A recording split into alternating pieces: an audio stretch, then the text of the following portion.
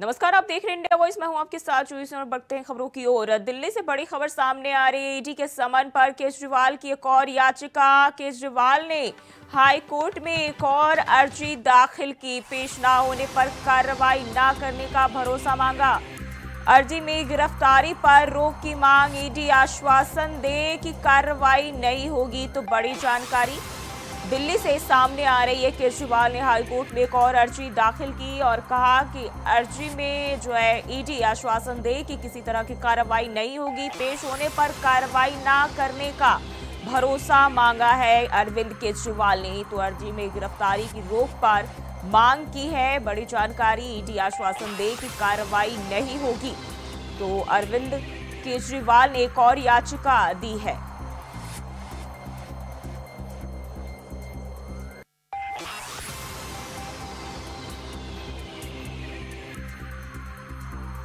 दाखिल की है और केजरीवाल जो है ईडी के समन पर अपनी एक और याचिका दाखिल की है। दिल्ली से जानकारी सामने आ रही, ईडी आश्वासन दे कि कार्रवाई नहीं होगी तब पेश होऊंगा।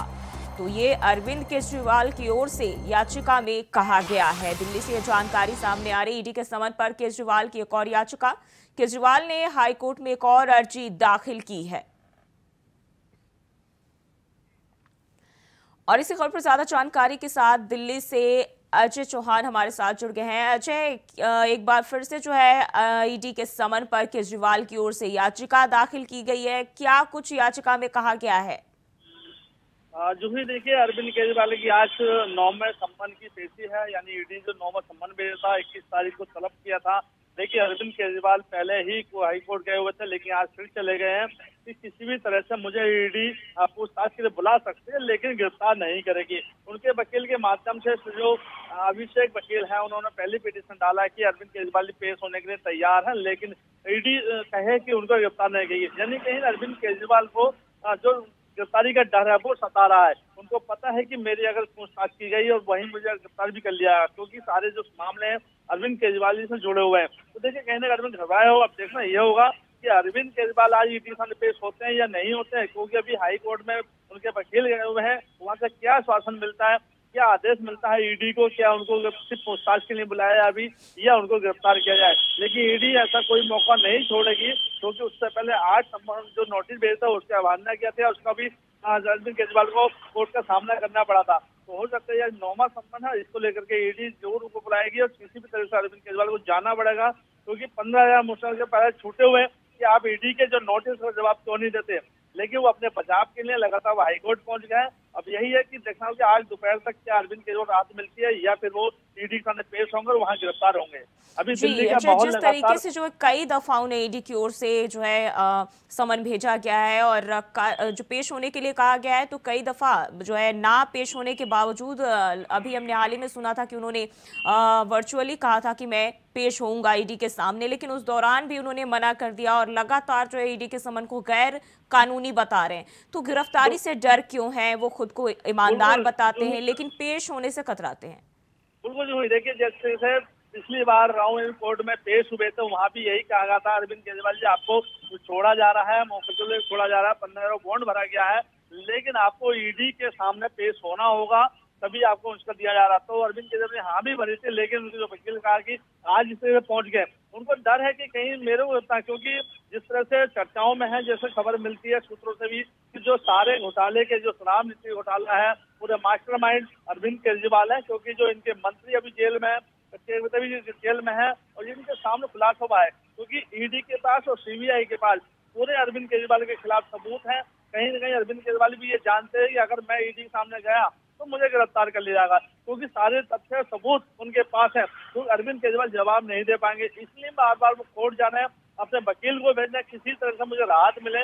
लेकिन शायद लगता नहीं कि आज उनको कोई राहत मिलेगा। अगर आज भी वो पेश नहीं हुए तो कहीं ना कहीं कोर्ट से फिर उन्हें कोई ना कोई नोटिस दिया जाएगा, ताकि उनको गिरफ्तार किया जाए हेमंत सोरेन की तरह।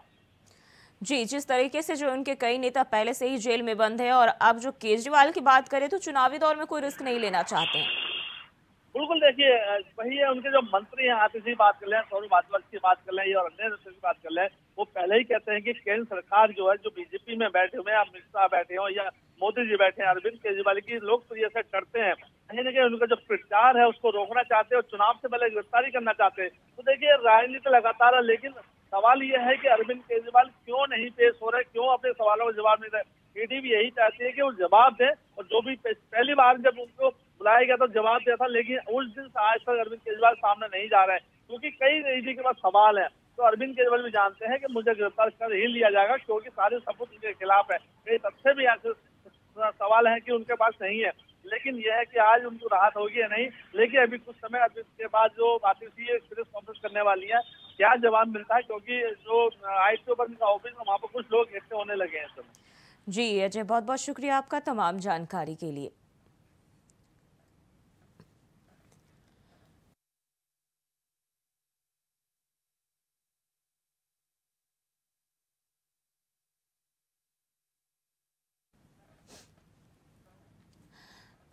तो अरविंद केजरीवाल को लगातार जो है गिरफ्तारी का डर कहीं ना कहीं सता रहा है, और इस वजह से ईडी के समन को गैर कानूनी बता रहे हैं। और अब एक और हाईकोर्ट में याचिका दी है, जिसमें उन्होंने आश्वासन मांगा है कि ईडी की ओर से कोई कार्रवाई नहीं होती है तब पेश होंगे।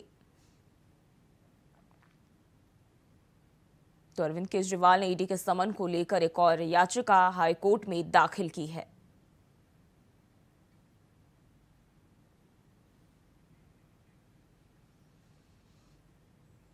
और वहीं बदायूं से बड़ी खबर सामने आ रही, दो सगे भाइयों की हत्या का मामला। जावेद पर पुलिस ने 25,000 का इनाम किया घोषित, साजिद को पुलिस कर चुकी है ढेर। बड़ी जानकारी बदायूं से, दो सगे भाइयों की हत्या का मामला है, और इसमें जो है एक आरोपी पुलिस मुठभेड़ में ढेर हो गया था, वहीं एक फरार है, जिसको लेकर पुलिस ने 50,000 रुपए का इनाम घोषित किया है। और बता दें कि ये दोनों आरोपी जो है दो मासूम की हत्या कर फरार हो गए थे। हालांकि एक आरोपी के साथ जो है पुलिस की मुठभेड़ हुई, जिसमें उसकी मौत हो गई, लेकिन एक आरोपी की तलाश अभी भी जारी है। तो बदायूं का ये मामला है, जहां दो सगे मासूम भाइयों की हत्या कर दी गई थी, और दोनों आरोपी जो है मामले में एक आरोपी जो है मौत हो गई है और दूसरा फरार बताया जा रहा है, जिसको लेकर पुलिस जो है लगातार तलाश कर रही है, जगह जगह खोजबीन की जा रही है। और अभी जो है उस पर पुलिस की ओर से 25,000 रुपए का इनाम घोषित किया गया है। बदायूं का ये मामला।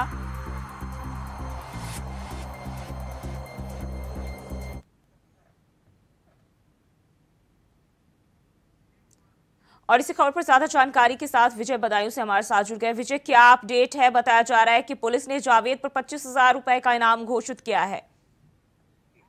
बिल्कुल, देखिए बता दें कि जिस तरह से साजिद की कल रात्रि जो मुठभेड़ में उसे ढेर कर दिया था, उसके बाद कल से फरार जावेद पर 25,000 का इनाम बदायूं पुलिस ने घोषित कर दिया है, और जिसके लिए 5 टीमें तलाश कर रही हैं। जी, और बात करें तो अभी तक क्या कार्रवाई की गई है, कितनी कार्रवाई की गई है, कहां कहां छापेमारी की गई है आरोपी को पकड़ने के लिए? देखिए, अगर पुलिस की बात की जाए तो पुलिस लगातार 5 टीमों के साथ लगातार छापेमारी कर रही है, उसकी सर्विलांस से जो है ट्रेसिंग की जा रही है, पर अभी तक जो है कोई उसका सुराग नहीं मिल पाया है। और इस पूरे मामले में बड़ा सवाल ये उठता है कि दोनों बच्चों की हत्या क्यों की गई थी, क्योंकि जो मुख्य आरोपी था साजिद, जिसकी मुठभेड़ में ढेर कर दिया गया था, कई लाश जो है साजिद के साथ ही दफन हो गए। अब देखना ये है कि जावेद जब पकड़ा जाता है तो उसके साथ इसका मामला, इस मामले को लेकर के कौन से ऐसे राज थे जिनको लेकर के बच्चों की हत्या की गई थी।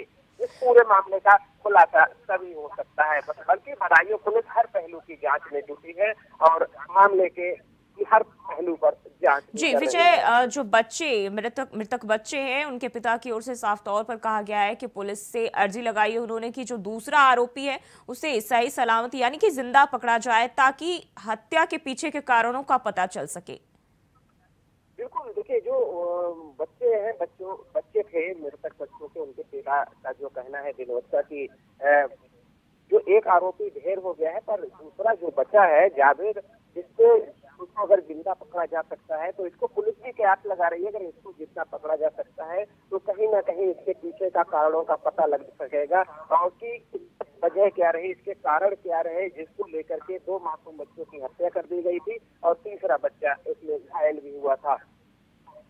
और अभी अगर बात कर ले, अभी के क्या माहौल है परिजनों का और आसपास जिन लोगों ने जो है हंगामा किया इस हत्या को लेकर, आगजनी की, वहां अभी उसको लेकर क्या अपडेट मिल रही है? देखिए वहां पर पुलिस जिस तरह से, देखिए चुनावी माहौल है और आचार संहिता लग चुकी है तो पुलिस पूरी अब कड़ी निगरानी रख रही है। चप्पे चप्पे पे पुलिस लगा दी है कि किसी तरह से इस तरह की जो है कोई दोबारा से किसी तरह का बवाल ना हो। और पुलिस ने कड़ी सुरक्षा जो है पूरे मोहल्ले में, अगर बात बाबा कॉलोनी की जाए, सिविल लाइन से लेकर के बारवा कॉलोनी तक जो है पुलिस तैनात कर दी गई है और भारी सुरक्षा पूरे मोहल्ले में कर दी गई है। जी विजय, बहुत बहुत शुक्रिया आपका तमाम जानकारी के लिए। और रायबरेली से बड़ी खबर सामने आ रही है। मेडिकल स्टोर संचालक और उसके साथी की पिटाई, महिलाओं व ग्रामीणों ने दौड़ा दौड़ा कर पीटा।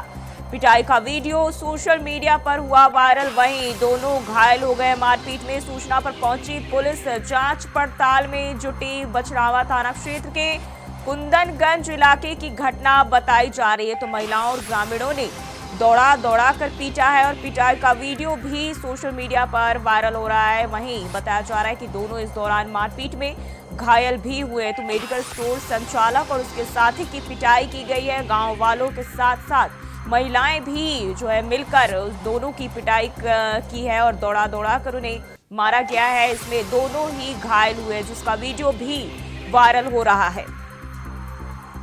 रायबरेली के बछरावा थाना क्षेत्र का बताया जा रहा है, जहां इस तरह की जो वारदात है वो सामने आई है और दोनों को दौड़ा दौड़ा कर पीटा गया है। और इसी खबर पर ज्यादा जानकारी के साथ रायबरेली से राजू तिवारी हमारे साथ जुड़ गए। राजू, क्या है पूरा मामला? बिल्कुल बता दें कि रायबरेली जिले के बछरावा थाना क्षेत्र के कुंदनगंज स्थित कृष्णा मेडिकल स्टोर के संचालक की पिटाई की गई है। आपको बता दें कि इस पिटाई का वीडियो भी वायरल हो रहा है, जिसमें महिलाओं और ग्रामीणों के द्वारा संचालक व उसके एक साथी को दौड़ा दौड़ा कर मारा जा रहा है। आपको बता दें कि लाठी डंडों से लैस ग्रामीण व महिलाओं के द्वारा पिटाई की गई और पिटाई से घायल दोनों संचालक और उसके साथी को पुलिस ने तत्काल घटनास्थल पर पहुंचकर हिरासत में लिया और उसको प्राथमिक उपचार के लिए अस्पताल पहुंचाया। हालांकि इस पूरे मामले का खुलासा अभी नहीं हुआ, लेकिन साफ तौर पे पुलिस का कहना है कि पूरे मामले की पड़ताल की जा रही है और जो घायल हैं उनको अस्पताल भेज दिया गया।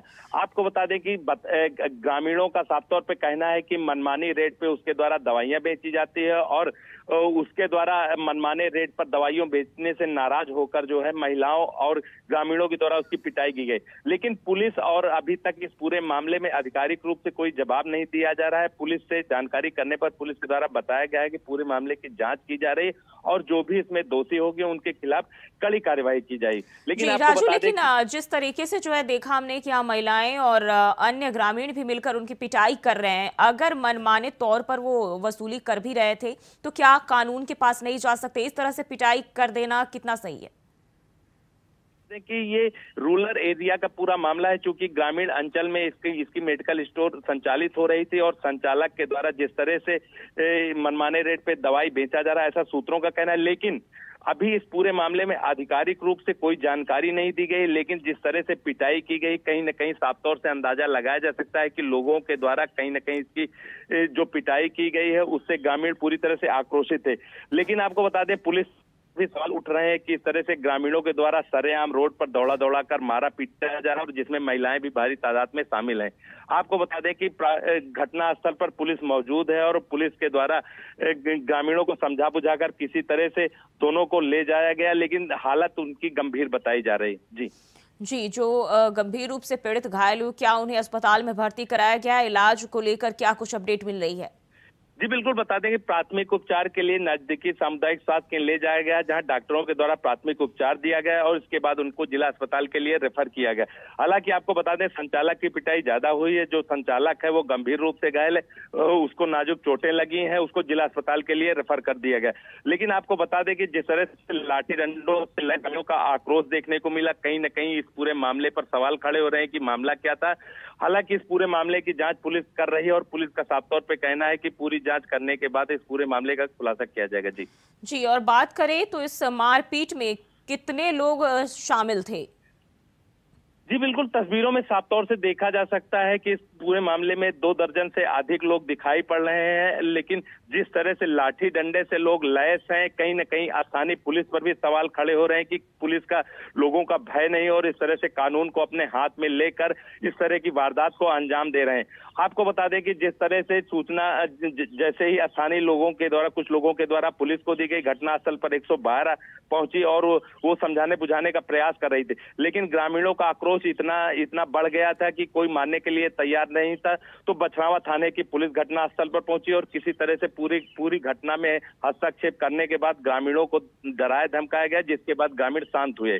लेकिन आप देख सकते हैं तस्वीरों में कि महिलाएं जिस तरह से आक्रोशित है और महिलाओं के हाथ में भी लाठी डंडे मौजूद है और इस तरह से दोनों की पिटाई के बाद दोनों गंभीर रूप से घायल हैं। हालांकि जो संचालक है वो जिला अस्पताल उसको भेजा गया डॉक्टरों के द्वारा और जिला अस्पताल में उसका इलाज चल रहा है। जी, अभी तक जो है पुलिस की बात करें, उन्होंने कोई बयान दिया है इसको लेकर? जी बिल्कुल, पुलिस से साफ तौर से जानकारी करने का प्रयास किया जा रहा है। लगातार वहां पर पुलिस मौजूद है और पुलिस का साफ तौर पे कहना है पूरे मामले की जांच की जा रही है और पड़ताल करने के बाद इस पूरे मामले की जानकारी दी जाएगी। जी, और बात करें तो यहाँ साफ तौर पर देख सकते हैं कि जिस तरीके से इतने सारे लोग इकट्ठा हैं और कहीं ना कहीं जो 10 लोग 15 लोग मार रहे हैं, लेकिन कोई उन्हें बचाने नहीं आ रहा है, बल्कि सब इसके साथ है, एक साथ होकर उसकी पिटाई कर रहे हैं। बिल्कुल, साफ तौर से आपको बता दें कि जिस तरह से पिटाई का माहौल बना है और साफ तौर से आप देख सकते हैं कि ग्रामीणों का आक्रोश है। वहीं आपको बता दें कि चुनाव का समय और त्योहारों का समय चल रहा है, ऐसे में कहीं न कहीं पुलिस साफ तौर पे अपराधियों और ऐसे लोगों पर लगातार शिकंजा कस रही, लेकिन साफ तौर से देखा जा सकता है कि पुलिस का भय कहीं न कहीं लोगों के बीच में नहीं है और इस लोगों के द्वारा कानून अपने हाथ में लेकर इस तरह की वारदात को अंजाम दिया जा रहा है। जी राजू, बहुत बहुत शुक्रिया आपका तमाम जानकारी के लिए। तो सूचना पर पहुंची पुलिस जो है फिलहाल जांच पड़ताल कर रही और स्टोर संचालक और उसके साथी की ग्रामीणों ने जमकर पिटाई की है। और आगरा से एक और बड़ी खबर सामने आ रही, पुलिस और बदमाश के बीच हुई मुठभेड़ के दौरान जो है बदमाश के पैर में लगी गोली, इलाज के लिए SN अस्पताल में कराया गया भर्ती। 25,000 के बदमाश परमजीत पर कई केस हैं दर्ज। कब्जे से तमंचा, कारतूस और एक बाइक भी बरामद। थाना हरी पर्वत क्षेत्र के ट्रांसपोर्ट नगर में हुई मुठभेड़। तो बड़ी जानकारी आगरा से, पुलिस और बदमाश के बीच मुठभेड़ हुई है। थाना हरी पर्वत क्षेत्र के ट्रांसपोर्ट नगर का ये मामला बताया जा रहा है, जहां पुलिस और बदमाश के बीच मुठभेड़ हुई है। वहीं बदमाश के पैर में गोली लगी और कब्जे से तमंचा, कारतूस और एक बाइक भी बरामद की गई है। तो बताया जा रहा है कि 25,000 का इनामिया बदमाश है, जिस पर पहले से भी कई केस दर्ज हैं और फिलहाल उसे घायल आरोपी को इलाज के लिए SN अस्पताल में भर्ती कराया गया है। तो आगरा से जानकारी सामने आ रही, 25,000 का इनामिया बदमाश घायल हो गया पुलिस की मुठभेड़ में और फिलहाल उसे इलाज के लिए अस्पताल में भर्ती कराया गया है। मुठभेड़ के दौरान बदमाश के पैर में गोली लगी है और ये पूरा मामला थाना हरी पर्वत क्षेत्र का बताया जा रहा है और आगरा का ये मामला है।